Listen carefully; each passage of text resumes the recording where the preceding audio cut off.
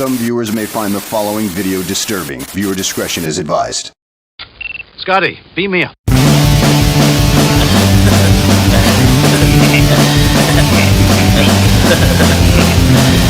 Hulk. Smash.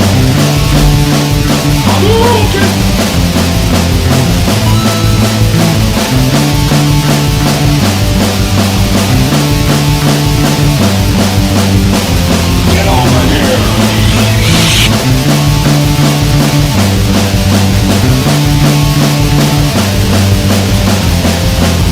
It is pointless to resist.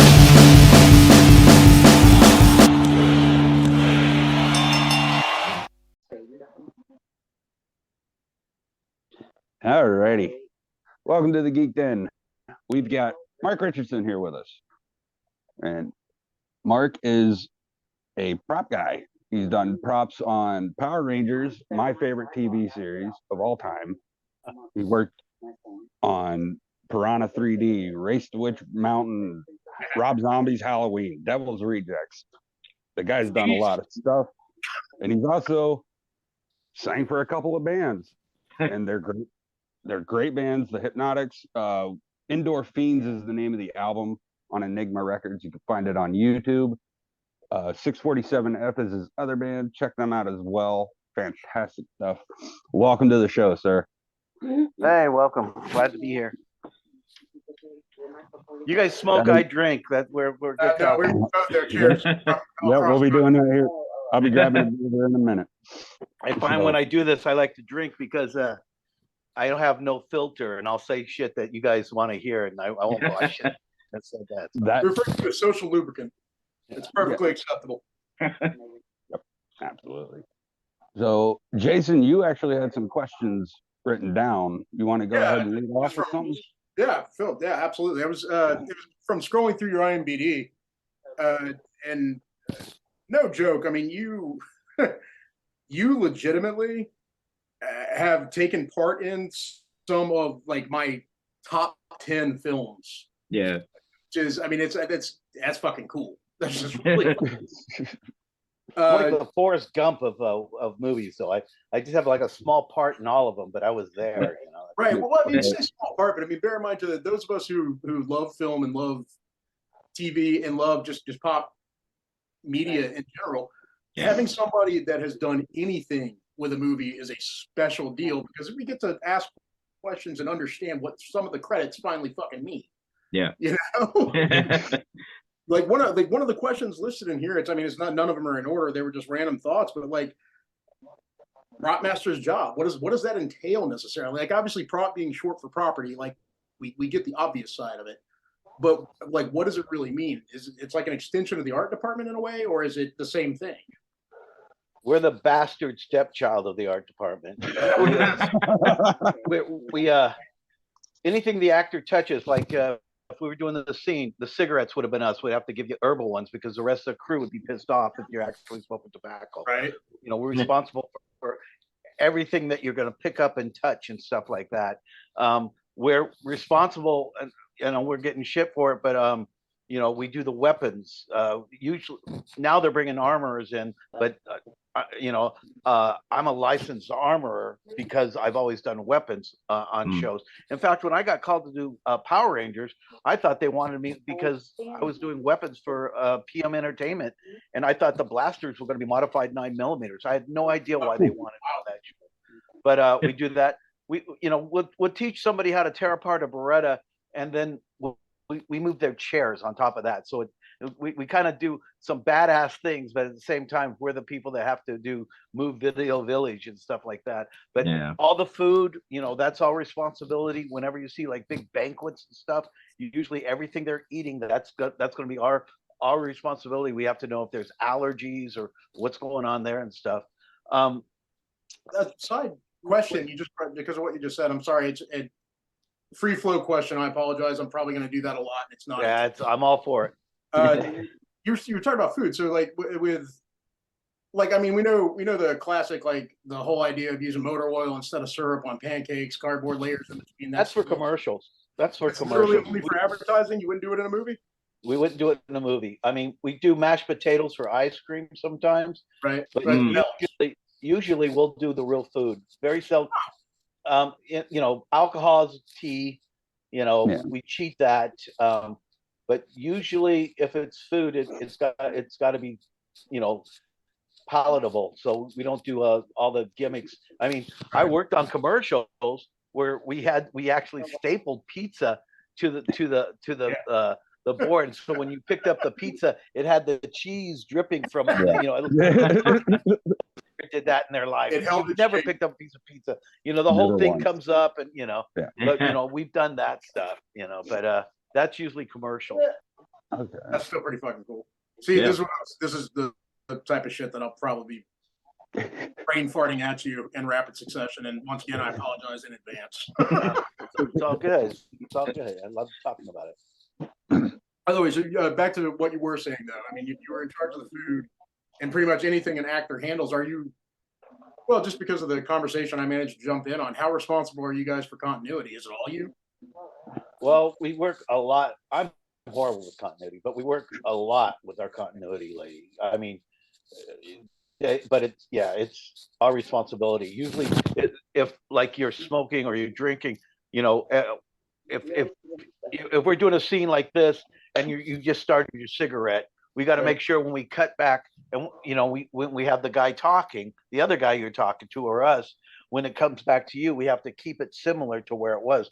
Because when you do the scene, the cigarette actually goes down. Right. We got to make sure, you know, you're not all the way down to the butt by the time that, you know, that you ask one question. So it looks like you just inhaled the whole thing. Same thing with drinking. If we could see the liquor or the how high the drink is, they take a couple sips. We got to make sure it's not all the way at the bottom.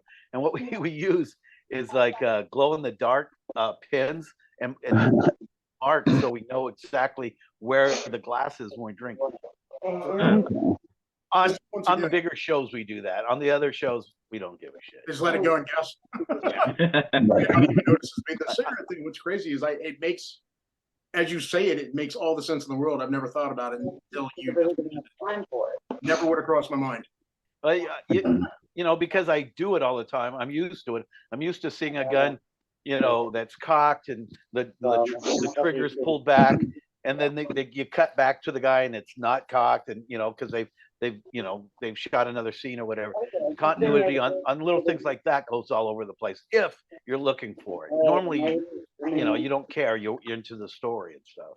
Hopefully, if the movie did its job. Yeah. Right.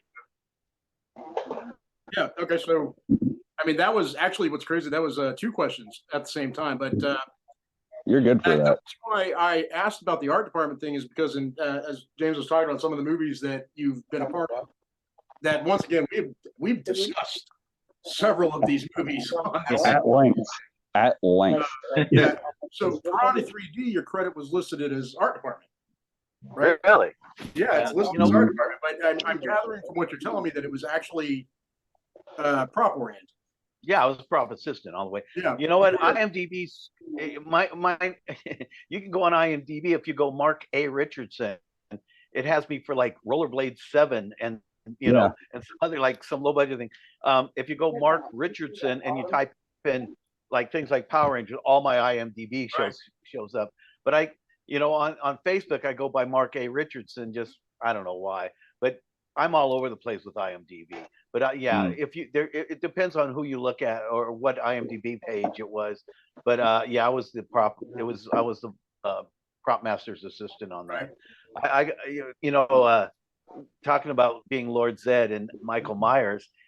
When I watched Piranha 3D, there's a scene where Richard Dreyfuss is in a little dinghy dressed like his character in Jaws, and he reaches in the water and grabs a Amity beer that we made. And when he reaches into the water, I was doing a camera test, and it was my hand they used for that. I was like, "Hey, this is an Academy Award-winning hand." Uncredited on camera. That's awesome. I mean, that really is. Actually, that opening scene was awesome. The fact that Richard Dreyfuss even was like, "Yeah, I'll do it." That was awesome. Yeah, we get like the night before, we get a phone call from the director assistant, because he spoke. The guy was a French director, a great director, but um, wanting, we had to recreate his glasses from Jaws, and Right. so we went into I'll tell you, Piranha 3D, which I think is underrated movie. It did do well. But it was 6-day weeks in 120 degrees. It was just the worst. It was so hard. I was all excited because I had seen Hot Tension and I saw The Hills Have Eyes. This director, he's a brilliant director and he's a big horror guy. But I had no idea the show was going to be as big a pain as it was. But we had hundreds. Look at all the extras we had. Every extra has props. They have, either blow up things with drinks, beers, and there was just like a handful of, I had 2 other prop guys with me. It was just really difficult. It was a difficult shoot for me. The float scene at the end must have been like a logistical nightmare. Just mentioning that, that's like, I mean, once again, this is something never would have occurred to me without you saying it. But holy shit, like legitimately, that must have been. Yeah, it was a pain in the ass, and the people, we're probably never going to be invited back to Havasu because of it. They, all these people, rented their boats, these beautiful boats, to be in the scene for that big concert thing, and these people were like crapping in their boats and partying, ripping stuff up. We destroyed those boats on Piranha 3D. Those people were pissed at us. I have a real quick story if you want to hear about this. Always. About Piranha 3D. Always. Like I say, it was 6-day weeks, and me and the prop master, the guy named Scott Buckwald, who I've worked with for like going on probably 20 years. We've worked together and off on things. And we were sitting there eating one night. It was a Saturday night, and we have Sunday off. And we noticed that everybody at this restaurant is listening to us. And we weren't talking out loud. We were just talking about what we needed to do on Monday. And so Scott looks at me and goes, "Wow, that's so weird that, I don't know what they're going to do about that one fish, that one piranha that got away." And I look at him like, "What are you talking about?" And I look around and I could tell people were listening. So I always play along. And so I go, "Yeah, it's a male piranha. It's going to mate with the fish here. They're going to have a piranha problem. There's going to be piranhas all over here. This time next year, no one can go in the water. They got to catch it." And he goes, "Well, they're bringing in specialists." I go, "Look how big this lake is. It's monstrous. They're not going to catch that piranha. That piranha is gone." 3 days later, a panic in Havasu, where people had just that was the shot heard around the world. The film company had to go and explain on the radio that no piranha was ever let loose. That was just somebody making it up. It was a crew. They didn't know it was us. But we went back to that same restaurant like a week later, and they had on the radio. They kept saying, "There's no piranhas. There's CGI. There's no piranhas. The piranhas are prehistoric. There's no piranhas." We go back and we're sitting there, and 2 guys come up to our table, and he goes, "You're the bastards that let loose those CGI piranha. They thought CGI was a form of piranha in the Amazon." Oh my God. Yeah. Now who's ever listening, somebody could say, "Oh, of course it was Scott and Mark," but we never got reprimanded for that one, but I don't think they realized who it was. But yeah, they had to go on the radio and say there were no piranhas in the Piranha movie. Trying to think about once again the mindset that would cause them those CGI piranha. That just the idea of saying that. My God. Today, right now, somewhere they're going, "Hey Bob, you're going to go water skiing. Hey, there's still CGI piranha out there. You know that." You know this or not? Back in 2007, it was a hot summer. There will be, it's like 60 years from now, there's going to be kids raised around there to think that like the brim will bite you. You know what I mean? Like that's awesome. Well, I mean, it's set in their minds. I mean, after Jaws, I'd go night swimming in swimming pools and I'd hear the theme song. You know. Oh yeah. Oh, yeah. So, Oh, to this day. those piranhas are out there To this for those day. kids. That's I'd say that's this was actually another. All right, so this is one that I was specifically curious about, and it has to do with like as I think I've already said it. Like this is like I've already said a lot of the movies that you've taken part in are literally in my like top 10. This one is like a top 3. It moves occasionally from 1 to 3, but Feast, if for no other reason than at the time I had never seen anything like it. Yeah. But out of all the other stuff you've worked on, Feast being a result of Project Greenlight, which was what, at AMC or was it A&E? What was it? I can't remember. It was one of those channels. That Yeah. was, obviously, Yeah, I can't remember. AMC sounds more right than AMC sounds correct. I mean, they own Shutter now. That seems Yeah. correct. But for anybody who happens to be watching this that doesn't know what Project Greenlight was, it was done with the Weinstein Company, Harvey Weinstein, which you disregard him, Ben Affleck, and Matt Damon, were I guess the faces behind the idea reality shows around getting a movie produced, and they ended up running with a horror movie for the first season or was the second? I think it was the first one. I think, Yeah. I think Feast was one of the very first ones. which is why I was Yeah. so It's also thrilled about it. the only good one, I think that I saw. I thought It was the other, so the only like the Battle of Shaker Heights, that was the one with Shia LaBeouf and I can't believe him, William Sadler was actually Yeah. pretty good, but it didn't stand up next to Feast. Feast Yeah, was I probably didn't see it. You know, I didn't do it's funny because they just called me to do set dressing. I just got called in to do set dressing. I didn't even know what it was. And, you know, even when I was working on it, I didn't know what it was. But, you know, I look over at lunch. It's at lunch we're eating. I look over and by himself sitting over in the corner, it's Henry Rollins. I was like, Right. it's Henry Rollins. So I walked over and hey, so it was very cordial, very nice. And you know, like, you know, and I told him, you know, I've seen his shows. I would go to his shows. You know, I'm a big Black Flag fan. Of course. But that was cool. I didn't know what, you know, because we were filming inside the whole movie takes place in that restaurant pretty much. And we were just dressed and stuff. I had no idea what I was working on. And what I do remember is when I came in with the art department, some random guy that was in the crew goes, "Holy shit, Mark Richardson's here. This is going to be a scary movie." And I was like, "Yeah, but I had nothing to do with the movie. I was going to move some furniture." But I was like, "Thank you." You know, I was like, really appreciate it. But I love the fact that guys, you know, associate me with horror films. Like, oh, Yeah. that's cool. But I didn't know until I saw the movie. I didn't know what it was about or anything. And, you know, then I go, "Hey, I worked on that." And I watched it. I was like, "Wow, this is really good." really It's a good. great it movie. was, Yep. once again at the time groundbreaking, but was it so if you were set dressing on that, but you had nothing to do with prop or anything? You were Had just nothing to do with props. I literally went there to move furniture. Just got I don't know if a friend of mine was working on it. I think a friend of mine was working on it. And goes, "Hey, you want to come join me?" And I said, "Hell yeah!" Like right now, I just had a knee surgery. I got a new knee, and I went on disability, and I just started back. I don't have a show until the end of January.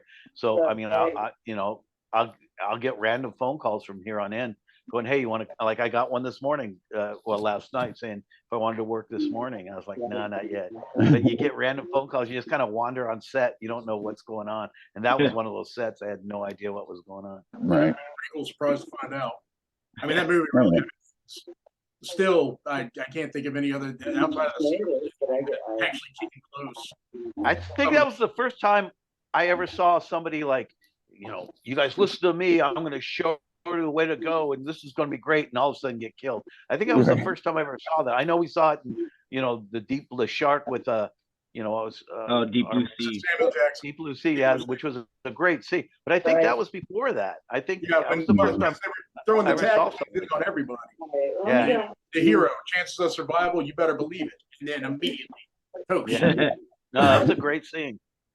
So that's Oh, I laughed so hard when that happened. it's hilarious. It's actually that in the honestly, I don't mean to be this guy, but it still makes me laugh really fucking hard every time. I've watched that movie so many times, but every time it gets to the kid in the wheelchair, and the fact that they immediately pop that shit up, like, what's his job? Tax write-off. cripple. Of course he's going to survive. They wouldn't hurt a cripple. And then fucking 10 minutes. Yeah, yeah. That was, I guess, the reason why that movie stands out the way it does. It subverted a lot of what you expect. Yeah, excuse me for my ignorance, because I know the guy that directed this was the son of somebody famous. I never. But has he ever did anything since then? He did such a 3 Double D. So he did the. Oh, really? Which we did. We turned down. That's funny. He did, I didn't know he did that. He did 2 more parts to Feast, which they got. You could tell by the third one the budget had dropped quite a lot, but he wanted to complete it. Yeah. You know, and it actually holds up just because if you've managed to sit through the first one, the second one actually holds up just as well as the first. Really? The first one holds up because of watching the first 2, but as a standalone movie, it would have been a throwaway, like just a B attempt that people would have been like, "That was a good way to spend an hour and a half." Okay. The first 2 are fucking excellent. They really are. These actually all lead into another question. How much, like, this is a pretty hands-on job, right? I mean, this is the prop thing. You literally have to be there pretty much the entire time. So you're there for every scene being filmed. So that's like, how much time are you actually spending on set when this crap is happening? Well, if I try now, we work with somebody that is, that I have on set, and I'm like the in between because I'm the prop master's assistant. And then we have a guy on set. Like Halloween, I was the on set. So Halloween, I was the prop guy the entire time on set. I try I finished Queen of the South, or The Old Man. Here's one, Dead to Me. Dead to Me, I tried not to be on set. It wasn't, it was 2 women drinking wine, not my cup of tea. I don't want to be on set. But The Old Man, Jeff Bridges, John Lithgow, I want to be on set. So I'm on set. Absolutely, to be a fly on the wall. Jeez. Yeah, but Dead to Me, I would, as wonderful as that cast was, I did not want to be on set on that. This is the Netflix, Dead to Be Netflix, right? Yeah. Netflix. That's okay. So Christina Applegate. Is that the one I'm thinking about? Okay. Yeah, I started that and then I forgot that it existed because a new season of Letterkenny came out, so I went and watched that. It's good. It just, like I said, it's not my cup of tea. And she's brilliant in it. It's a brilliant cast. Right on. But yeah, to answer your question, normally if I'm the on set, if I'm the prop master, I'm never there because I'm preparing for the next day. But if I'm the on set, I need to be there all the time. I need to know the continuity. If there's any type of weapons on set, that's all me. If we have gun battles, that's all me. I'm there 24/7 watching that. Making sure everybody's safe. But yeah, it depends. Off the top of your head, I don't know if you're going to know this or not. What's the biggest catch you ever got? Like, as far as, like, I know continuity, like you said, it goes all over the place, but is there anything you were, like, proud of catching when it happened? I know that sounds like a weird question. Like, how proud could you be for doing your job? But yeah. Usually I'm covering up something I didn't catch, but stupid things like on the Terminator TV show. There's a scene where an assassin comes and takes a shot and hits one of the crew of the cast, and everybody's sitting there talking about it, and I'm like, I go to the director and I go, I don't think our robot, which was a summer gal, would be in this room right now.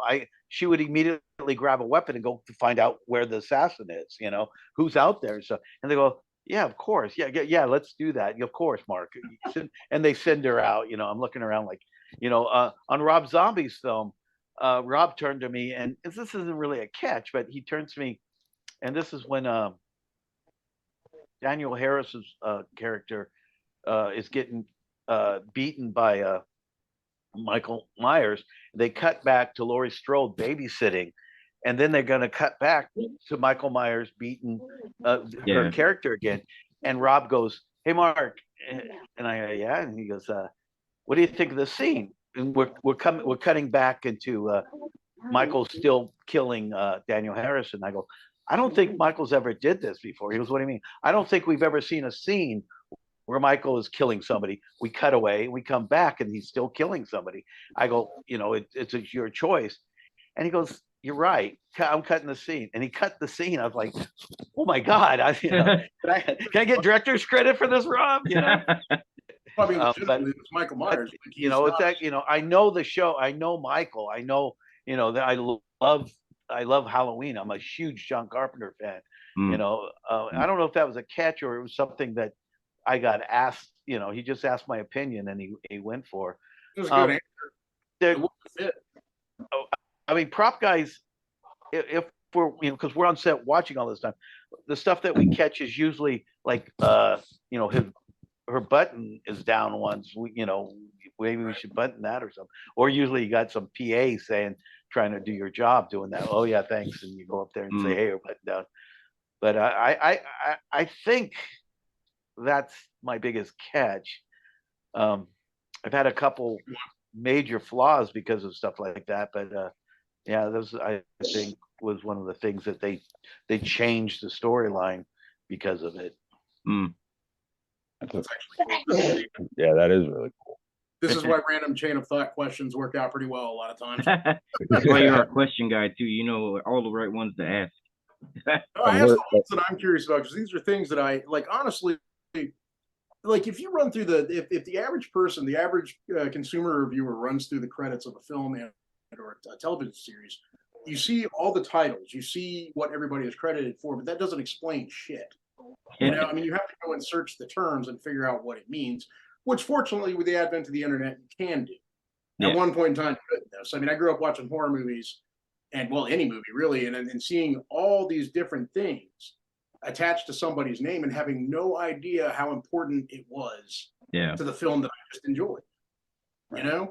Like, I mean, let's take, for example, like getting even a slightly clearer understanding of the idea of a prop master, right? Puts whoever that dude was on RoboCop in a new light for me. Yeah. Because I mean, something like RoboCop was, once again, it's not like, well, actually, no, I would imagine the props in RoboCop are probably insane to have to deal with. I mean, it's crazy how important the job is and how little understanding there is of something that is that important, especially if you are into these types of movies or any movies really. Yeah. This is very cool. It is very cool to find this out. It is. This was like when we were talking to Josh about the editing and post thing. Like that was an illuminating experience for me. Yeah. You'd be amazed by how many people, even back on Power Rangers, that wanted to work in the film industry, and they huge fans, and they lasted half a day. I literally they couldn't take it, which I don't understand. I was doing an ICP video, and I was production designer. So basically, with that budget, I was everything. I was props, I was set dressing, and it was called Night of the Chainsaw. And a friend of mine who was my guitar player I had like a wannabe Alice Cooper band kind of band called Desaad for a while, and my guitar player, who was a brilliant guitar player, wanted his son to work in the industry, and the son would call me all the time. And I was like, if I get a chance, I'll get you work on it. And he was a juggalo, and I called him. I go, listen, I'll make this happen for you because I know you're a big fan of ICP. You come, all you got to do is waft smoke. And the guy was like ecstatic. You have no idea. This is the greatest opportunity I've ever had. I go, well, I just need you to show up at 8:00 tomorrow. He came the first day. He was in the video, and he was wonderful. And I go, but I'm hiring you to show up at 8:00 tomorrow to do this. My wife had got me like front row center they were doing The Exorcist with Brooke Shields and who's the other, like Plummer, just brilliant actors and great special effects, and it's my favorite all-time movie, and they're doing the theatrical play, and she paid hundreds of dollars for this ticket, and I got called to do the stupid video, and I said I can't do it because I'm doing this play. And they go, please, you got to do this for me. You know, if you get somebody to cover you, all you got to do that on Saturday is waft some smoke in. And so I get this guy to do it. He's going to be paid to do it. And like I'm freaking out because my wife's freaking out. She's on set with me, and I call the guy. I go, hey, you're going to be here, right? He goes, oh, you know it. I'm coming. I'm on my way. You know, it's getting a little closer, and we're out in the middle of nowhere. So you know, it's really hard for me to get a phone. So I get to because I had no reception on my cell phone, and I get a hold of him. I go, hey, I'm just really worried. You're not here yet. What's going on? He goes, oh, I'm on my way. I'm on my way. 8:00 shows up. I'm freaking out. It's time for me to leave. Guy never shows up. Never shows up. Disappears. Just disappears. And I'm stuck there. And my wife is like in tears because we spent so much money. It was going to be such, but I'm stuck there because, you know, one, it's my job. And I said, I'll do my job. And I guess what I'm going with this story is if you don't have, if I can't trust you, then you're a piece of shit in the film industry. Yeah. If you say you're going to be there, you got to be there. And 90% of working in films is just having a good attitude, but showing up, being there. Yeah. You would be blown away by the people that, oh, you know, I had problems with the car. Doesn't matter if you had problems with the car. We all had problems with the car. Right. We all had traffic. You got to be there. And, you know, my guitarist friend never talked to me again because he called me up and he goes, hey man, what'd you think of my son? Wasn't he great? Blah, blah, blah. I go, your son's a piece of shit. I go, I never want to see him again. He goes, what? Well, would you refer him to another show? I go, I don't know anybody I hate enough to refer. and I remember I was on Queen of the South and I get a phone call and it was him and he wanted to apologize. This is like 3 years later. And he goes, I still want to work in the film industry. I go, you have burnt a major bridge with me. Right. Yeah. No, I'm never gonna want you to work. I go, I don't, you know, I'll never, you know, I'll never put in good work for you. And I go, you need to go prove yourself somewhere else. Yeah. And someday I'd love to say, you see you and you're working on a TV show, but my concept of you is a piece of shit. But I guess I'm saying that because there's so many people, you know, I to this day, because of Power Rangers, I get kids going, man, I'm so jealous of you. You know, you know, you do what I want. I could do that. And I go, you know, you really gotta love what you're doing, but you also gotta sacrifice a lot of stuff, you know, working in the film industry. It's not a glamorous job. I dig it, but it's not a glamorous job. Yeah. I've done backstage work on in theaters and stuff. And that was trying work, like just setting up stage productions and stuff like that. And so I know somewhat it takes a special person to work in that industry. Yeah. You know, you're always under pressure. And a lot of people, you know, go, you get paid so much money for what you do. Yeah, but when a gun jams, you know, and you got to tear it apart on set, you give the double out, and you know, and you're fixing the gun to make sure, and you know, the camera doesn't have to wait on you because you know what you're doing. You're a professional, and you know the people around you don't know you're freaking out because you know the way the stuntman accidentally dropped the gun, the firing pin's bent now, you know, and I have a backup, but if that gun goes down or if it jams, you know, we're going to shut down while I'm cleaning out all these weapons and stuff, you know, and that's what we get paid for. But the pressure sometimes on the shows, if you can't work under pressure, it's painful. I mean, I've been yelled at by some of my biggest heroes because you know, and not even my fault, but they don't know who to blame. They don't know, you know, why something went down, or you know, Sid Haig is like, I love, he's like my all-time favorite character and stuff, and I had him throwing a prop at me, furious with me, and I'm like, Sid, that's not my fault that it was a retractable syringe and it didn't retract properly. And I explained to him at the beginning, but he didn't listen to what I said. So I went in there, I explained how the retractable works again. And then finally he got it, but still I'm getting called out in front of everybody by Sid Haig during COVID, man. I can't believe shit I got because of, like I was on set too long tying up somebody on Lucifer. Like my first day working on Lucifer, I have to find this guy, and so I made it so everything kind of like lays on the guy, and but he's got to act like he's tied up because they don't want me around they don't want other actors around actors, they don't want crew members. Right. We got gear on, we have all this stuff on, and I'm trying to put this stuff on. Showrunner, I've been working on Lucifer for first, I would say 10 minutes. I mean, the show just started. She yells, cut, props. You can't just come here, and you can't touch him. And I go, I have to tie the guy up. Yeah, there's not an option. And she goes, she goes, it's not my job, but I'll tell you what you should do. You should tie his hand. You should lay it there and let him do it. And I'm all like, okay, he's got to tie this hand. How is he going to tie the other? And I have the AD finally going, listen, there's nothing we could do. And, but the producer was so freaked out that I was near an actor to tie him. But the scene called for that. But she didn't think of that. She just saw me standing by the actor doing this stuff.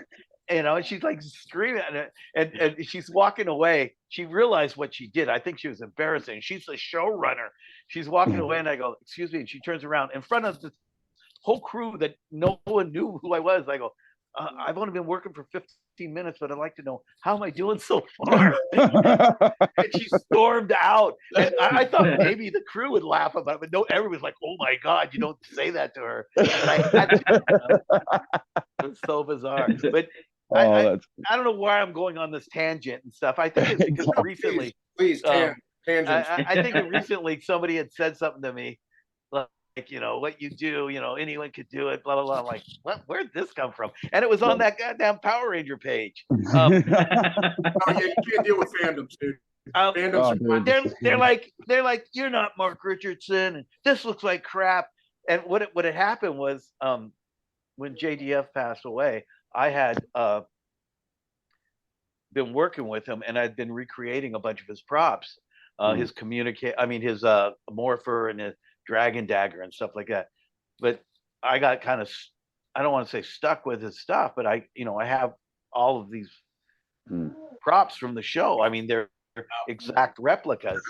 So I to pay back, the people I hired to mold it for me, to paint it, and I had put it on a different Power Ranger page, saying, hey, you guys want to buy this stuff? It was exclusive for JDF, but now I have them for sale. And JDF was selling this stuff for like $5,000 to $10,000, and I'm selling them for like to about $650, but it's the key prop. And I think it was people that invested all this money in these things and thought they were going to sell them for like thousands of dollars, and then all of a sudden they go, wait, the guy that actually made these is selling them for nothing compared with the money they want to get. So I think they went after that page, and they had people, because I was like, these people aren't even fans of Power Rangers. They're, Mark, and what, JF wouldn't want you selling this stuff, and this looks like crap. It looks nothing like.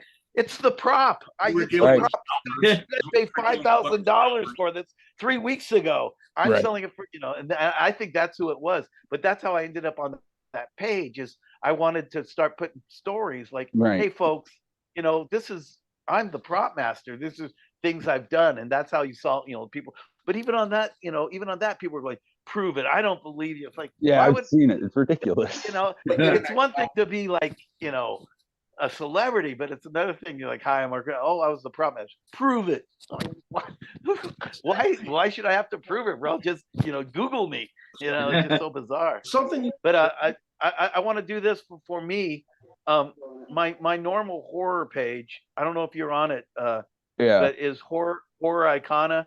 It's just horror ICANA. Yeah, I'll have to send these guys the link to it. Yeah. I think because I post stuff from Halloween and all my movies. I post stories and stuff, and I write stories, but I sell stuff now on that page just because if anybody tries that crap on my page, you have to be invited on, and I just block them and get rid of them. Yeah, it's a private group, so I'll send you guys an invite to it. Out of curiosity, something you said kind of sparked a question, just something at least I'm interested in the answer to. you were so like when you were remaking the props. I mean, obviously this is 20 some odd years later too. You know that. 30. Well, 30. Jesus Christ, Oh. this isn't it? Yeah. Holy fuck! Fuck. That was unnecessary. That's the first time that we've ever had a guest be that rude.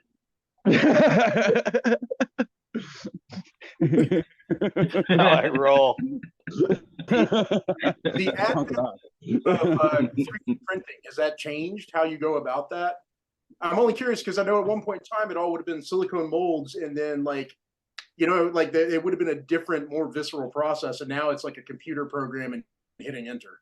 Yeah, it's everything that I make is old school. You know, like you Awesome. can buy the coins and stuff. It's all from the original. This dagger's from the original mold.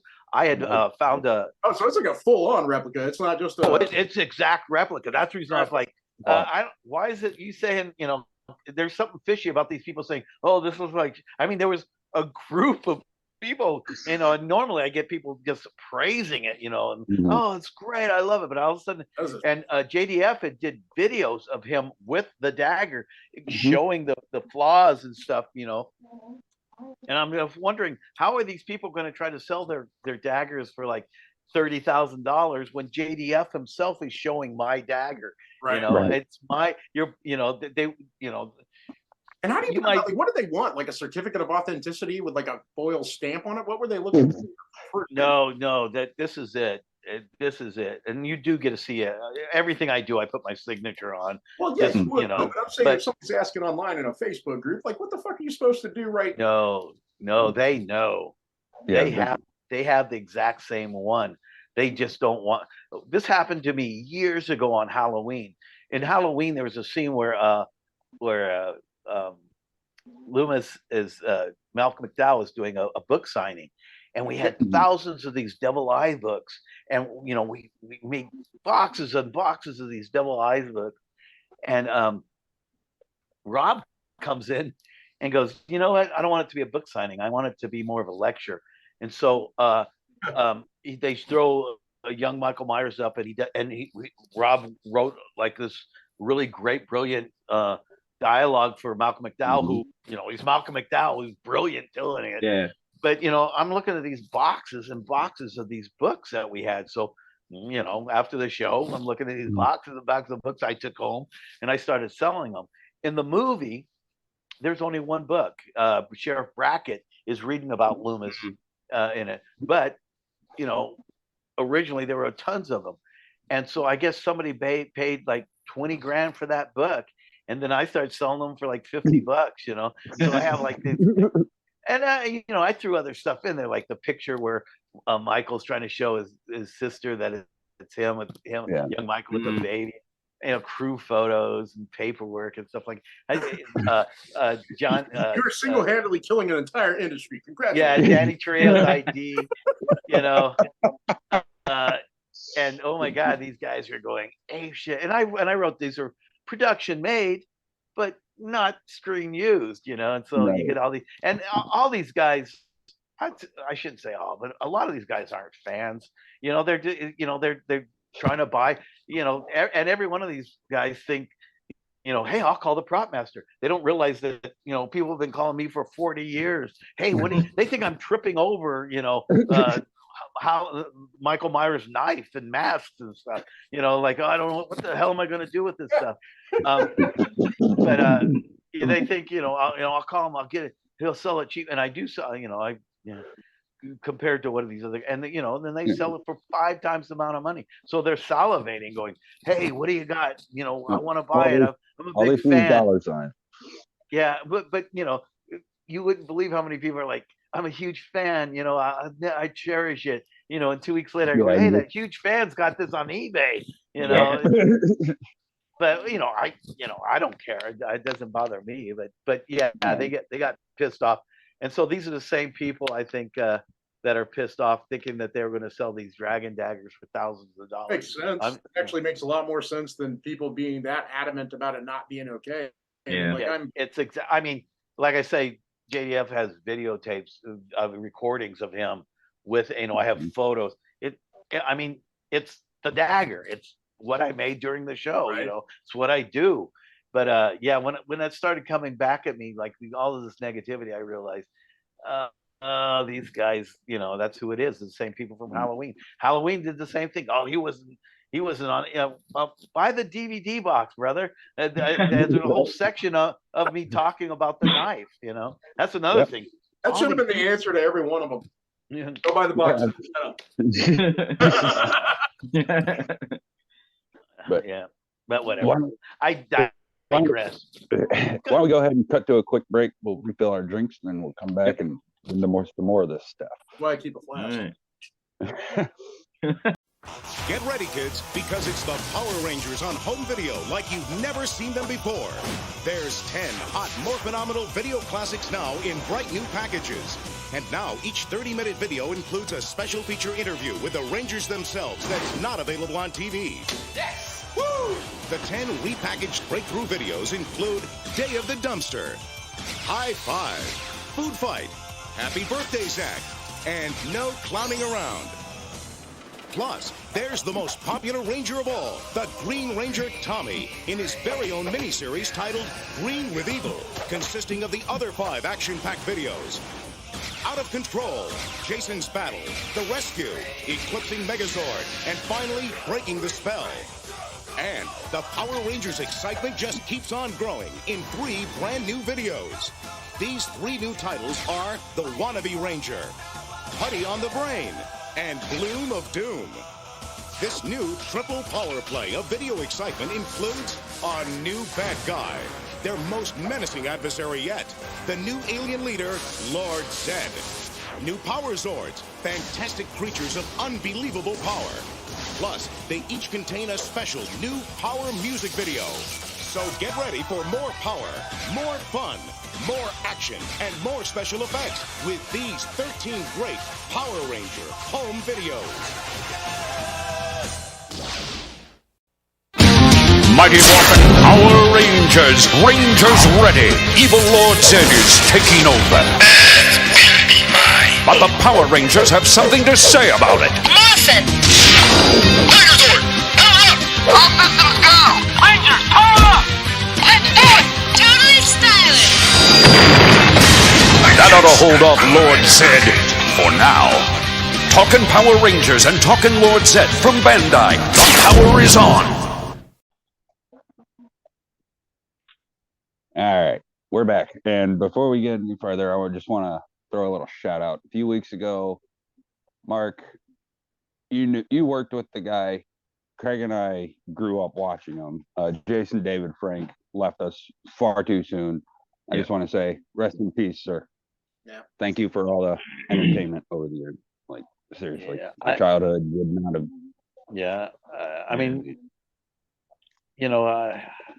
I'm sure he knew just how much the world loved him and stuff. Depression. Oh, I remember being on Power Ranger set when Kurt Cobain died, and I was like, why would you do that? You took, you're such a great artist, and I love Nirvana, and I was like, I can't believe he'd do that to it. And I remember the guy's name was Cy. He's an AD now, but he was a PA then, and he goes, well, "You're full of shit, Mark. You have no idea what you're talking about. You have no idea what depression is. You don't even." Don't even bring, I mean, he totally, I like the cat, but he totally put me in my place. And, and that was the first time that somebody just really, explained to me that how horrible depression is. And then, and so when Robin Williams died, I understood how bad it must be. I had been dealing with Jason Frank, for the last couple of years. And, like I said, I was making stuff for him. And I'd spoke to him like 3 weeks prior to this. And I would, he mentioned he was having some problems, but I would have never, ever thought that he was going through what he went through. Yeah. His brother, people, I don't want to get into it, but his brother had died of depression also, had committed suicide. I just didn't see it coming. He was such a wonderful guy. I can't praise him enough. He was really a wonderful person, and the world knows it. There's not a person I know that speaks badly of that guy. He was wonderful. On the show, he would like if I brought like a friend over, because everybody had a friend when the show started taking off that had kids, he would treat them like they were gods. He would treat them so well, and made it. Every kid that came to the show, that was to this day is probably their greatest memory ever of coming on the Power Rangers set, and and having Jason Frank talking to him and letting him touch his props, and he was just a wonderful guy, and it's a great loss. And as a lifelong fan, like truly a lifelong fan, like it's still like just doesn't seem real, and we miss him, and we thank him for everything that he left us.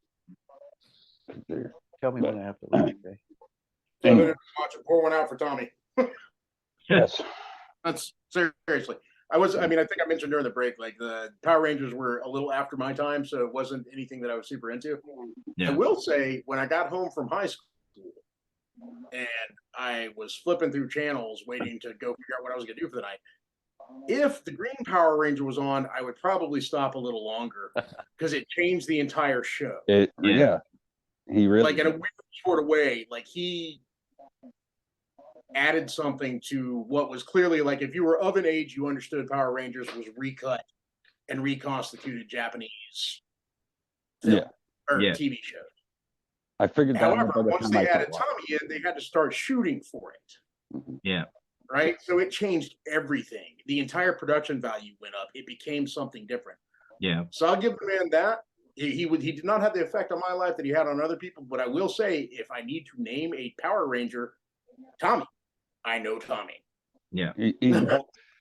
As a wrestling fan, he's the Hulk Hogan of the Power Rangers. A lot of wrestlers were big Power Ranger fans. It was pretty amazing.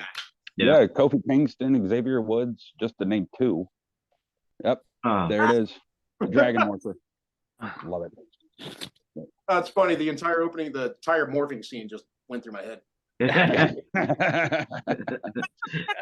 When I first met him, nobody knew who he was. Nobody had introduced him to us, or he was just hanging out on set. And I honestly thought he was friends with, Austin or Walters or David Yost. Just hanging out. And then he comes on set and he's, a Green Ranger, and we did this photo session. We did, and I put this belt on him, and I knew nothing of the Dragon Dagger, and so I gave him a blaster. And oh, you've got one. Holy shit! You got the blaster. And one of the first shots is that we did this whole photo shoot, and then they said he needed like some kind of shield, and so wardrobe quickly built a shield for him and stuff.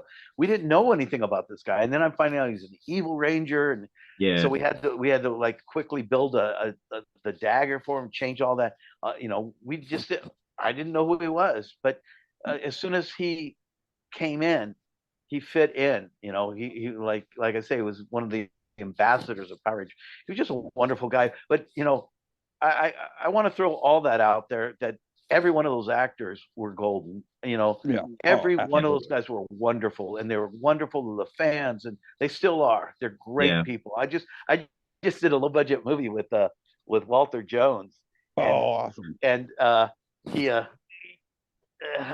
and in the movie he's a male. He's like the head of the male department, and someone loses. I come in as a nerdy fan, and my Mastodon Morpher was lost in the mail, and I come in. I'm complaining about it, and he finds it. And he pulls it out, and he does.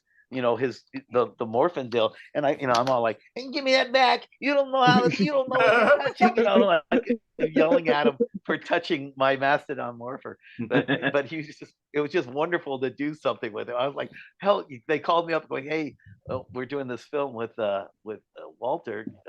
Do you want to do a bit with him? I'm like, hell yeah, I want to do a bit with it. It's just a blast. But yeah, I know all the Rangers are, and I love the fact that they're making money off this now, just signing autographs, because they deserve it. They're great people. And I also want to throw this out there. I got to start doing this, because I want to, and I know I spoke to you guys about it. Yuda Aku was the production designer.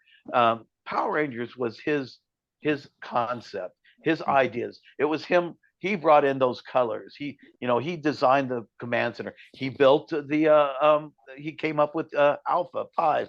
What was it? Somebody sent me this. I'm going to do these. So they put out Alpha Yep. in a Zordon. I actually almost bought that. Oh, really? Well, I just found it the other day. it comes with a teddy bear, an Alpha teddy bear prop.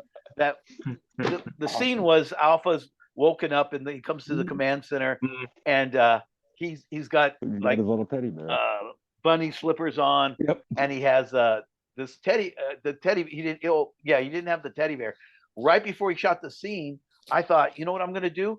I cut out 2 plastic bowls, stuck a teddy bear's head in it, and put spray painted gold and stuck ping pong balls on it. And I just gave it to her. Didn't say anything to anybody. I just kind of gave it to Alpha. And Alpha, there's never been a guy in the suit. It's always been women. So I always think of Alpha as a girl. But it was just so funny to see. Oh my God, it's something I threw together at the last second. And now they made a toy out of it. It's pretty cool. That's amazing. Hey, out of curiosity, only because you showed it earlier, and now I'm trying to figure out why I know the shape. The blasters, what were they made from? They were like, what was the design base from? I have no idea. It's because they came from Japan. In fact, we used the Japanese toy Morpher, right? And the Blade Blaster. We used the toy version. We didn't have we didn't have their foam. Like Rainbow of Japan made all their stuff. We didn't have the foam versions yet, so we used them. And on the show, they used the whole time we used this look because we had to match the Japanese footage, which was wacky. When they made the American version, they made them black for some reason for no apparent. I don't know why. I noticed they didn't make it more authoritative. So, I guess so. But also on the Morphers, I don't. A lot of people don't know this. When they did the pilot, they screwed up the stickers and they put them upside down. So the American version is this way. The Japanese version is this way with the buttons on top. They just screwed up and we got stuck to it. Back to continuity. What was that, Jason? Back to the continuity thing. I mean, it's one little mistake screw things up so badly. And once again, this is something I've always known, but I realize it a little more now. All because of this conversation. Right. I mean, there used to be like some of the earlier days of the internet after like Prodigy became American Online and America Online eventually gave birth to so many different varieties of search engines. Yeah. Continuity sites popped up well before a lot of other sites. Moviemistakes.com. Yeah, just immediately popping on and being like, hey, I noticed this in your favorite movie. Yep. Yeah. That is why I even understand the word, but I have never really thought about it to the extent that I'm thinking about it right this moment. The amount of effort that has to go into making sure that those errors don't happen. Yeah. You have continuity and they work their ass off, but stuff's going to slip by. What was that Game of Thrones when they had the Starbucks? Oh, the Starbucks cup. Yeah, that was. I mean, once again, found that on a continuity site. It just randomly popped up through some clickbait. And I ended up getting stuck on it, and sure enough, it's there. And now I can't unsee it. Well, the worst, not a continuity thing, that they just didn't catch it. Did you guys know about that Teen Wolf scene? Absolutely, the zipper. Yeah, the guy pulls out his pants and starts shaking his thing right on camera, and nobody caught that. I mean, everybody had it on VHS. It's like you play, and it was like clear as day. It is once you know it's there. Like the thing is, if you stop and think about somebody sitting behind a camera doing what is a relatively wide shot on a full set of bleachers, one person standing up in the upper right hand corner could have been missed the day of. Yeah. But during editing, there's no way that somebody wasn't like, wait a minute. Watch. That shouldn't be there. Really focus on some of the worst continuities I've ever seen, or just cameras in the shot or hands in the shot. Oh, it's good stuff. I love it when it happens. It makes Dawn of the Dead, the original Dawn of the Dead. I know they didn't expect it to be, this, cult classic, but I mean, when they toss the kids, you see somebody's hands come in and help them. Mhm. You know, there's a camera booms all over the place. There's a scene in Dawn of the Dead where there you could see past. You could see where they had craft service for the background, and these people sitting around drinking cokes and stuff. It's amazing. There's also the a continuity scene. from If you when they're moving trucks, there's also a scene with a van in the background going down the road. Oh yeah, when he's getting Yep. when he's doing the truck trying to hot wire. Yeah. Yeah. You see the cars. Yeah. Yeah. I love it, and I love that stuff. You know, but you know, I just recently saw Lord Zed standing there with his staff, and somebody has a circle around the duct tape that I had used because the staff had broken. We duct taped it up, and I was like, well, yeah, of course, that's evil duct tape that he used. Right. It's 100% that it's evil duct tape. You guys fuck off. That was perfect duct tape. That's right. That's moon duct tape. Here's Part a of the quick. scrap. That duct tape would eat your children. That's right. Yep. Lord Zed would throw one of his bombs at it and make it grow. Yeah. Jesus Christ. Speaking of Lord Zed, that's how I came across you. That's how I was introduced to you. You were standing for Lord Zed in the scene in the Power Rangers Turbo movie where he's sleeping next to Rita while she's on the phone with Diva Talks. Yeah. You It's told me funny. this story. Well, it literally was just like Ed Nill is Lord Zed in the suit. Mhm. And he's fantastic stunt guy, incredible. And he's in the suit and he's doing flips and jumping martial arts, explosions going off. But he wasn't there the day that they wanted to do the scene with Rita talking to Diva Talks on the phone. And so they go, hey, Mark, you want to be Lord Zed in the scene? And I'm like, hell yeah, I want to be Lord Zed. And so I get in the suit, and the suit, it smells like Ed, it just smells like sweat and stuff like that. And I remember as they were zipping me up, I'm going, this was a really bad decision. And, the zips up, and I'm in this suit, and all I got to do is rock back and forth and snore. And my wife picked me up this for Christmas. Oh, the helmet. Nice. Awesome. These things are There you cheap too. And No so shit. I have a sleeping No, they are mask on. now. They didn't used to be. Yeah, No. I know. That particular design, by the way, was around the time that I actually started stopping for a minute on the Power Ranger stuff. It's only because of the brain. Like, I was always a horror kid. And, like, that matter, that was the thing that did it. But so I'm in this thing and I'm claustrophobic. I didn't realize it's like being wrapped in a carpet, and I just want out. I just want out. And and there was a quick scene, but I'm thinking, and all the stunt guys are around. I can't panic, and I had to just like, get strength on rock band. But I got to be Lord Zed. But I'm not I'm not credited. Like it's not even say Lord Zed. I'm credited. I get prop master credit, but I do not get. I want Lord Zed credit on that. Yeah. But whoever's responsible for that, change that. I'm trying to remember. Everything costs money. That's why they're not going to change anything unless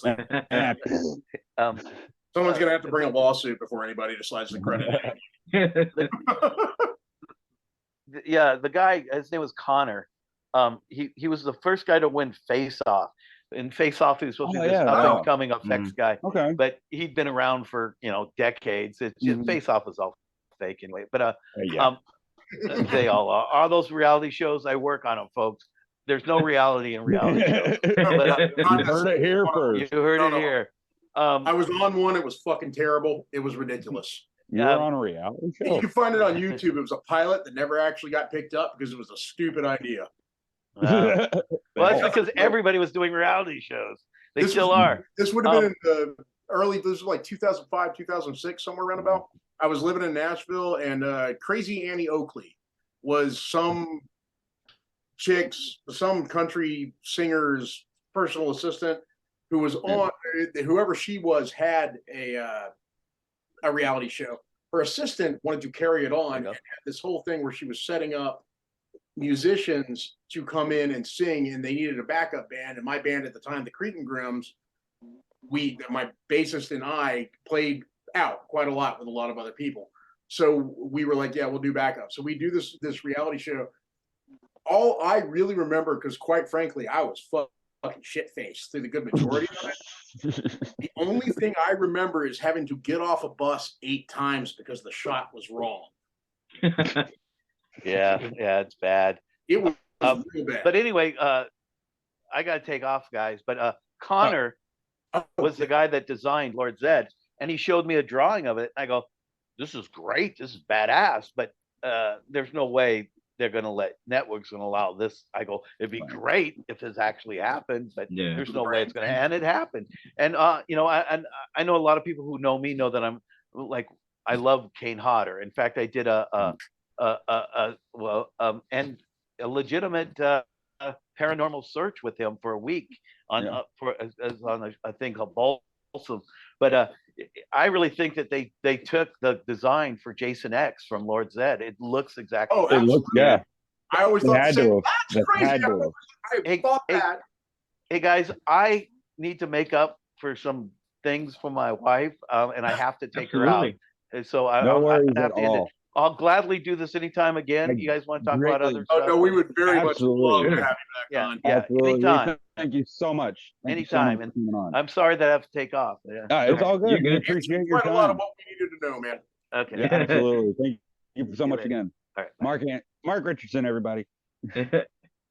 Cheers. Take care, man. See ya. That was actually